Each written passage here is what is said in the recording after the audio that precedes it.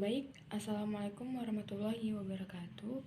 Perkenalkan, nama saya Alifa Oktaviani, NPM 19220010. Di sini saya akan menjelaskan mengenai masalah rasial di Afrika Selatan. Puji syukur kehadirat Allah SWT atas limpahan rahmat dan anugerahnya kepada kami semua, sehingga saya dapat menjelaskan mengenai masalah rasial di Afrika Selatan. Nah, latar belakang masalah yang pertama yaitu ada apartheid. Arti dari bahasa Afrika, apart memisah, head sistem atau hukum.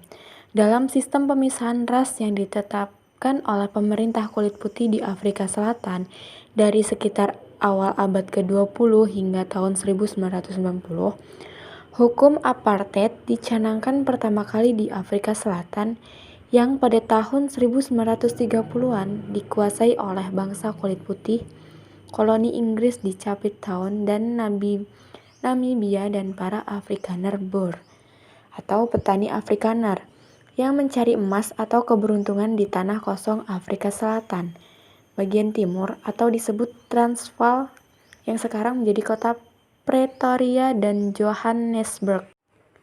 Nah, secara struktural, apartheid adalah kebijaksanaan mempertahankan dominasi minoritas kulit putih atas mayoritas bukan kulit putih.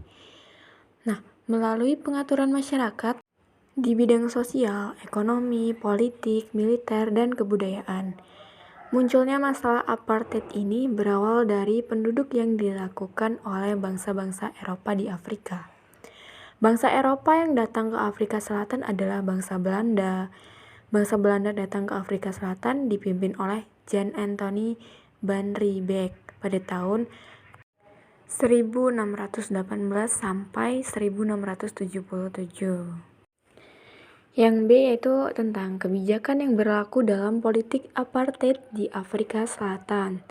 Nah, dalam politik apartheid diharuskan terdapat pemisahan dalam perumahan, pendidikan, lapangan kerja, sarana umum, sarana transportasi, bahkan pantai sekalipun. Ini dibuat dengan tujuan memisahkan warga agar tidak tercampur antara warga kulit hitam dan warga kulit putih. Melalui kebijaksanaan apartheid, penduduk Afrika Selatan digolongkan menjadi 4 golongan besar, yaitu kulit putih atau keturunan Eropa, suku bangsa Bantu atau salah satu suku bangsa di Afrika Selatan, orang Asia yang kebanyakan adalah orang Pakistan dan India, dan orang kulit berwarna atau berdarah campuran, diantaranya kelompok Melayu Cape. C. Politik apartheid sampai Baden-Powell. Suku asli yang mendiami Afrika Selatan, yakni suku Bantu, mendapat perlakuan buruk dari Inggris. Melalui Perdana Menteri Daniel Francois Malan, rasialisme terhadap orang berkulit hitam dilegalkan. Pelegalan inilah yang disebut dengan politik apartheid.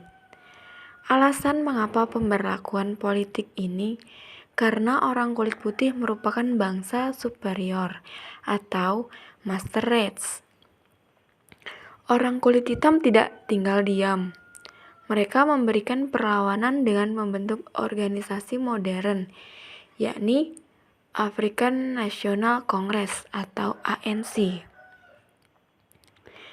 Nah, ANC adalah partai politik yang dibentuk untuk mengalahkan dominasi politik kulit putih pada tahun 1952 di bawah pimpinan Nelson Mandela. Tahun 1955.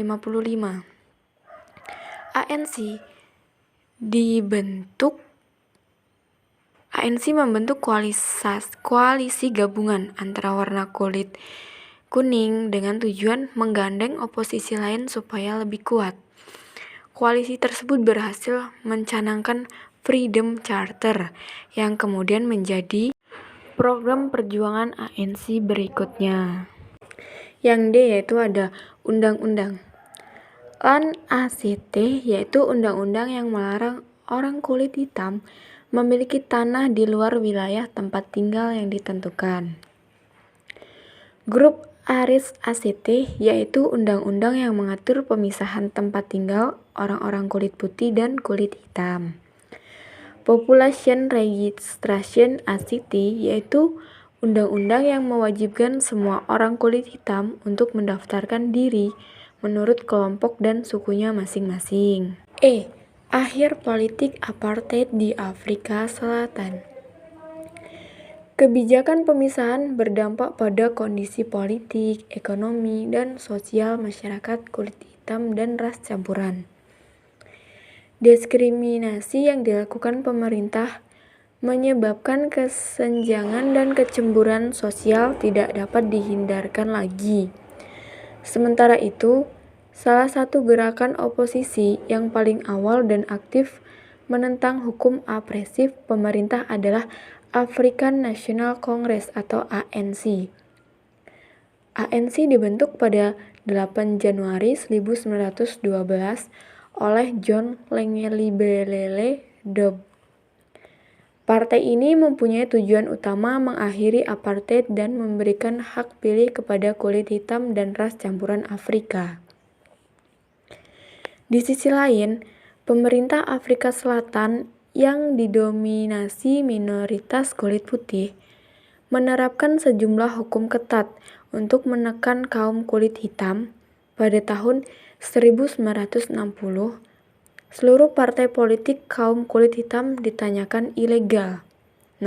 Setelah pecahnya kerusuhan anti-apartheid di Sharpeville pada 21 Maret 1960, tidak hanya itu, banyak tokoh pergerakan kulit hitam yang ditahan oleh pemerintah. Peristiwa Sharpeville Massacre 21 Maret 1960.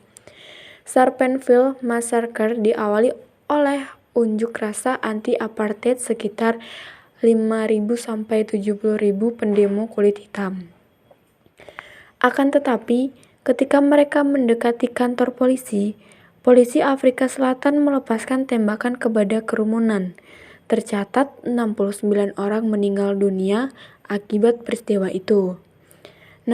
Pertengahan 1970-an, pemerintah mulai melonggarkan kontrol dan mulai membiarkan berdirinya beberapa serikat. Pada pertengahan 1980-an, pemerintah mengizinkan perwakilan kaum kulit berwarna duduk di parlemen. Sekalipun demikian, kebijakan ini tidak berlaku bagi kaum kulit hitam. ANC dan partai politik kulit hitam lainnya tetap menginginkan demokrasi yang sungguhnya di mana setiap orang boleh ikut memilih tanpa melihat warna kulit, dan ras usaha-usaha reformasi Presiden Afrika Selatan P.W. Botha tahun 1978 sampai 1989, yang mana adalah pemimpin kulit putih pertama yang menginginkan reformasi di Afrika Selatan. Meskipun ia telah membawa sejumlah perubahan untuk membuat hidup lebih adil bagi kaum kulit hitam, perubahan besar belum tampak dan dirasakan. Pada tahun 1989, Botha mengundurkan diri karena alasan kesehatan yang memburuk. F.W. de Klerk 1989 sampai 1994 menjadi presiden pengganti Botha.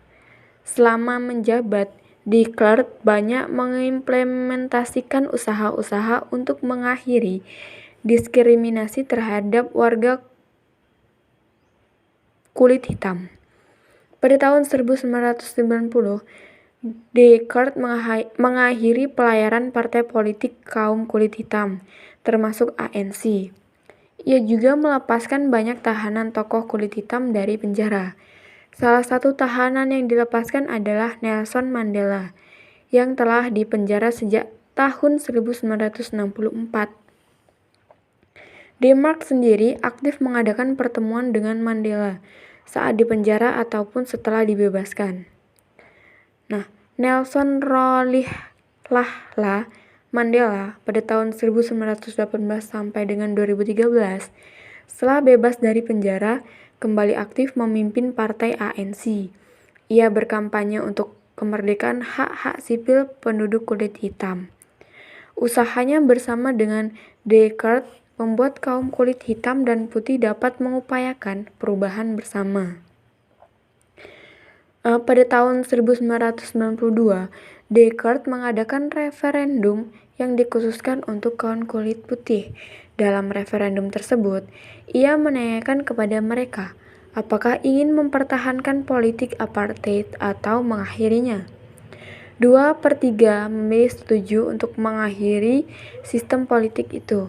Setelah negosiasi bersejarah tersebut, pada tahun 1994 diadakan pemilihan umum bebas pertama, di mana warga kulit hitam dapat ikut serta. Pemilihan tersebut dimenangkan oleh ANC.